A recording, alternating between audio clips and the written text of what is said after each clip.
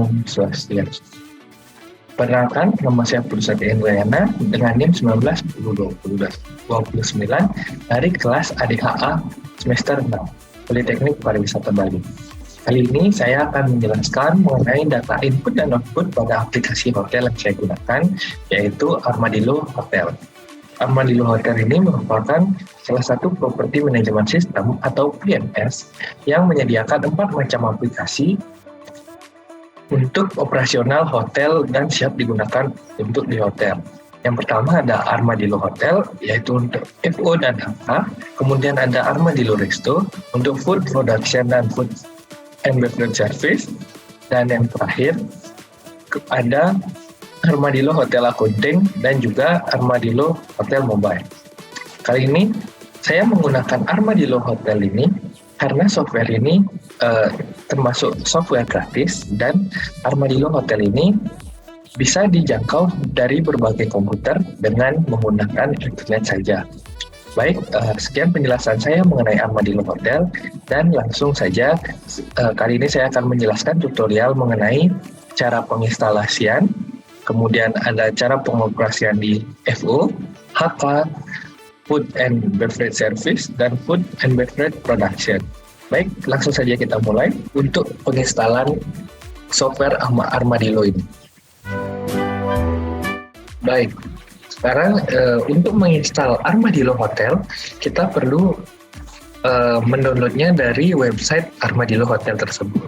Nah, kita menuju saja untuk di aplikasi browser dari laptop masing-masing atau komputer masing-masing yang dapat diakses.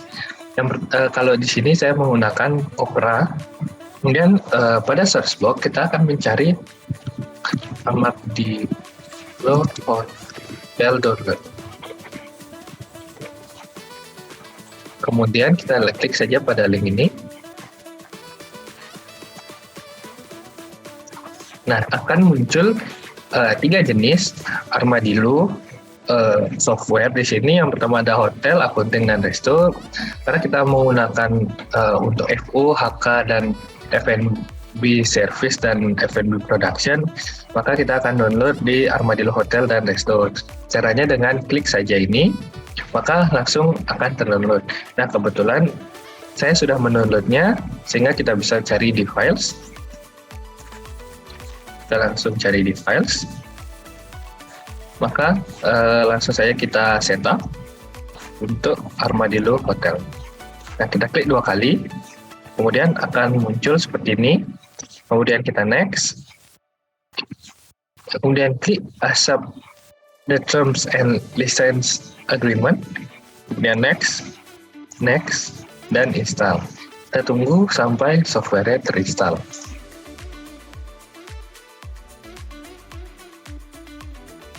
Begitu juga dengan Armadillo Resto. Langkahnya masih sama. Ketika sudah selesai menginstal, kita klik finish. Baik, ketika sudah diinstal, maka langsung saja kita buka aplikasinya, yaitu bisa kita klik menu pada pojok bawah kiri, kemudian kita klik Armadillo Hotel, kemudian yes. Oke, kita pilih login di sini, dan akan muncul pop-up box, yaitu login. Nah, ini adalah tampilan dari Armadillo Hotel.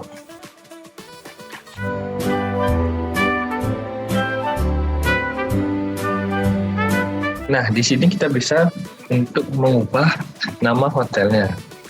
Saya pada setup, klik pada menu di atas kiri, kemudian kita pilih setup, kemudian nama hotel. Kita dapat menggantinya.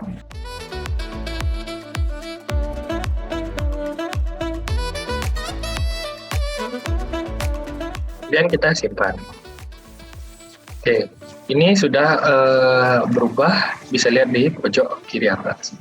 Baik, saya akan menjelaskan bagaimana cara menerima reservasi, kemudian mencekinkan tamu apabila ada reservasi yang datang.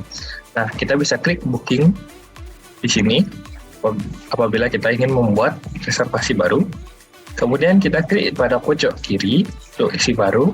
Nah, akan muncul seperti ini. Kemudian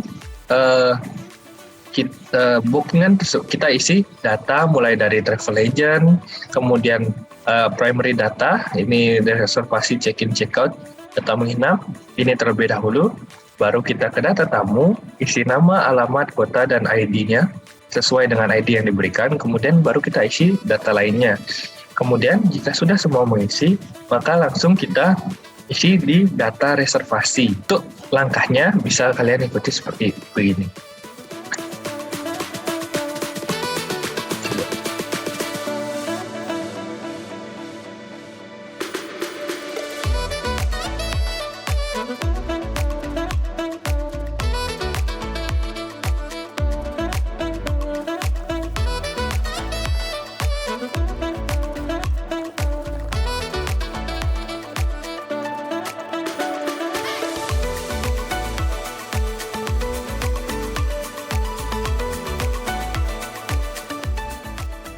Nah, untuk segmentasi tamu ini, kita dapat isi misalnya dia adalah tamu dari FIT, Fixed Individual Travel.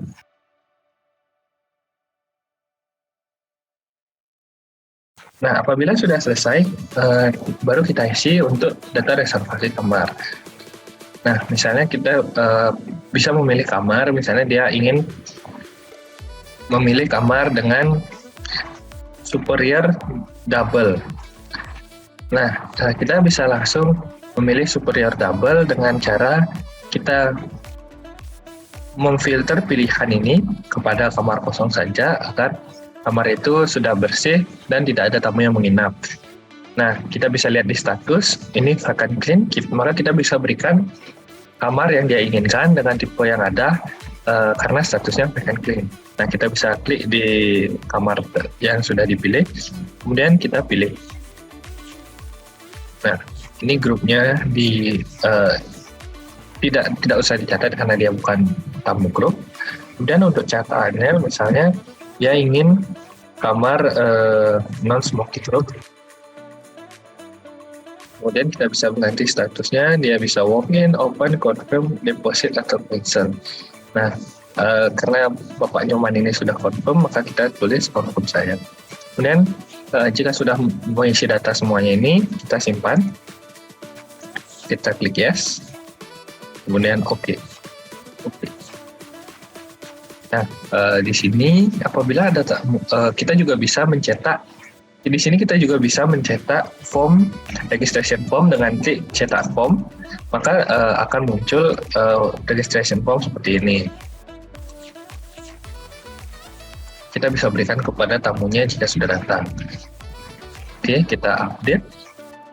Oke, nah kita bisa lihat di sini Bapak Nyoman sudah terkonfirmasi untuk bookingannya untuk 1 malam dan untuk check-in-nya ini dia no karena dia akan check-in besok. Nah, apabila ingin apabila tamunya sudah datang dan ingin check-in, maka kita tinggal klik check-in dan check-in pun akan berhasil. Nah, karena tanggal tidak sesuai, maka kita tidak bisa untuk mengklik check-in-nya karena ini bookingan untuk hari besok. Kemudian kita juga bisa melihat report, baik itu data reservasi aktif, reservasi check-in history, dan lain-lainnya. Nah, yang kita tampilkan, nah seperti ini, maka akan keluar daftar reservasi yang sudah masuk di sistem. Kemudian kita juga bisa melihat statistik room atau occupancy room di hotel ini. Kita bisa lihat di sini semuanya. Baik, sekian penjelasan saya mengenai Armadillo Hotel System untuk front office.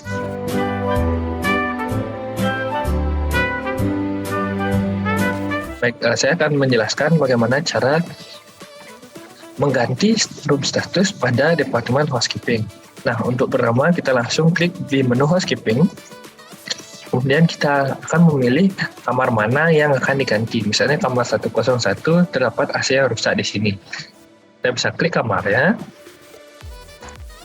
Kemudian untuk mengubah status, kita tinggal klik ubah status menjadi out of order karena ada AC rusak.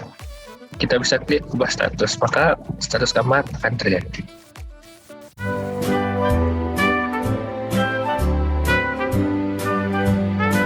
Baik, saya akan menjelaskan bagaimana cara menggunakan Armadillo Resto. Pertama kita klik di sini, kemudian kita buka Armadillo Resto, yes. Kemudian login di sini akan muncul pop-up seperti ini, dan oke. Saya akan menjelaskan bagaimana cara menginput orderan tamu dari Food and Beverage Service Department. Nah, kita langsung saja klik di menu kasir, dan kita klik titik 3 ini untuk memilih daftar meja. Misalnya dia akan makan di meja 1, kita pilih. Kemudian untuk menunya, dia langsung saja kita klik menu yang ada di kiri bawah. Kemudian dia misalnya akan memesan banana fritter, kita pilih. Kemudian kita langsung sesuaikan dengan jumlah orderannya. Misalnya dia akan memesan satu porsi banana fritter. Kemudian kita pilih lagi, dia akan memesan chicken barbecue. Nah, kita pilih.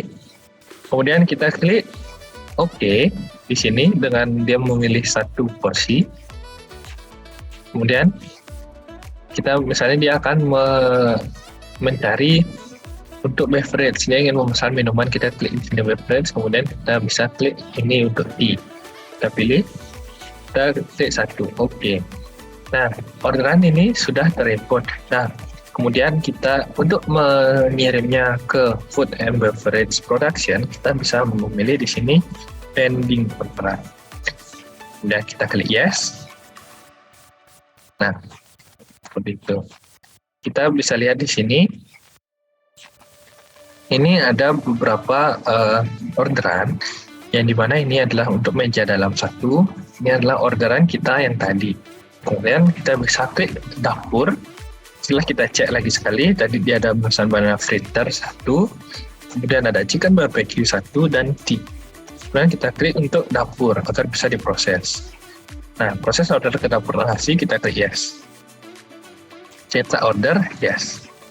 Seperti ini. Oke.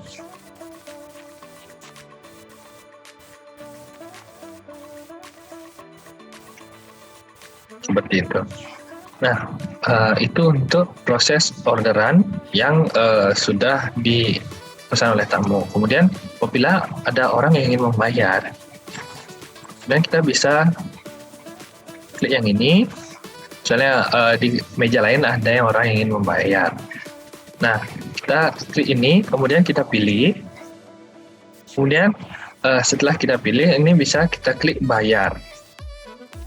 Oke, di sini akan muncul seperti ini. Kemudian dia membayar cash. Nah, karena ini pembayarannya cash, kita klik saja di sini langsung jumlah bayarnya dia, uangnya dia. Misalnya dia dengan uang 410 ribu. Nah, dan kita tidak ada mengklik diskon. Adapun diskon, karena kita sekarang tidak ada diskon, kemudian ini saja. Kemudian kita simpan. Kemudian dia akan menerima kembalian sebanyak Rp5.000. Karena kita cetak seperti ini tampilan ketika kita akan mencetak nota dari pesanan yang tadi. Kemudian untuk mengulang lagi, kita akan klik transaksi baru, maka semua akan terrefresh. Sekian penjelasan saya mengenai Food and Beverage Service.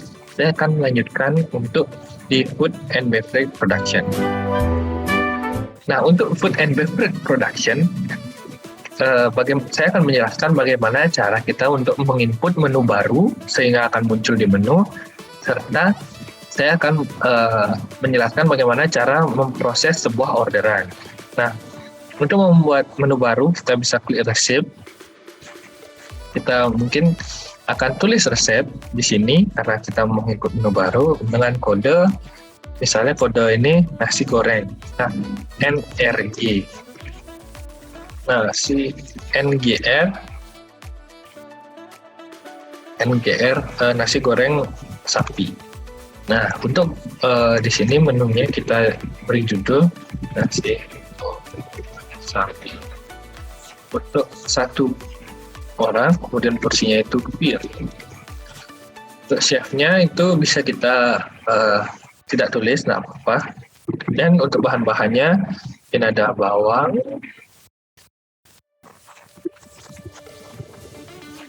kemudian ada sapi. Mungkin kita akan memilih tenderloin, dan ada egg,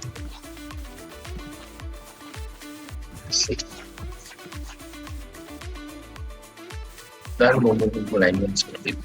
Kemudian untuk cara membuatnya, kita bisa, ini permisalan saja karena agar ini bisa dilihat pakai gini. Nah, saya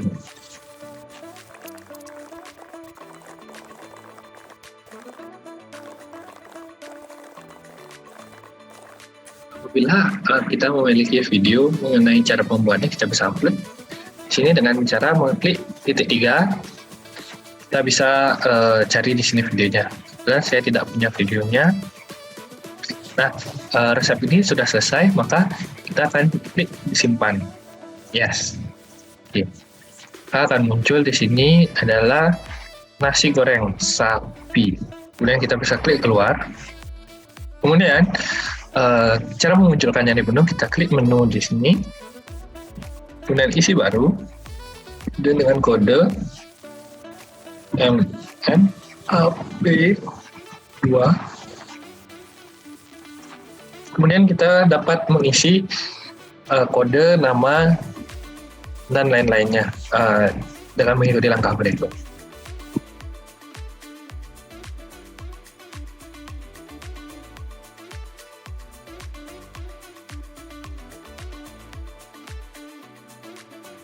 Kemudian kita bisa klik grup dan spesifikasi. Kemudian untuk harganya kayak sendiri itu adalah 145.000 untuk harga novel ya. Kemudian untuk harga weekend kita naikkan 5.000. Kemudian untuk happy hour mungkin kita akan turunkan sedikit ke 143.000. Memilih ini di food, kemudian ini stoknya itu yes karena masih banyak stoknya. Kemudian untuk resepnya kita akan pilih sini adalah nasi goreng sapi ini, dan kita simpan. Nah, data sudah disimpan, maka menu akan terlihat di sini. Kemudian untuk cara memproses orderan yang datang dari waiter, maka kita akan klik chef di sini. Maka akan terlihat daftar orderan yang sudah masuk. Nah, tadi ini ada daftar orderan yang baru saya masukkan, yaitu yang dari yang food service sebelumnya. Ini dia. Maka kita akan klik di sini. Jika kita akan memprosesnya, maka kita klik proses. Yes. Kemudian jika sudah selesai, maka kita klik selesai di sini. Yes. Maka untuk semuanya kita sudah untuk tadi fruit salad, maka sudah terproses dan sudah selesai. Nah, kita bisa klik 2 kali untuk menampilkan yang tadi. Kemudian kita bisa klik yang lainnya untuk memproses orderannya.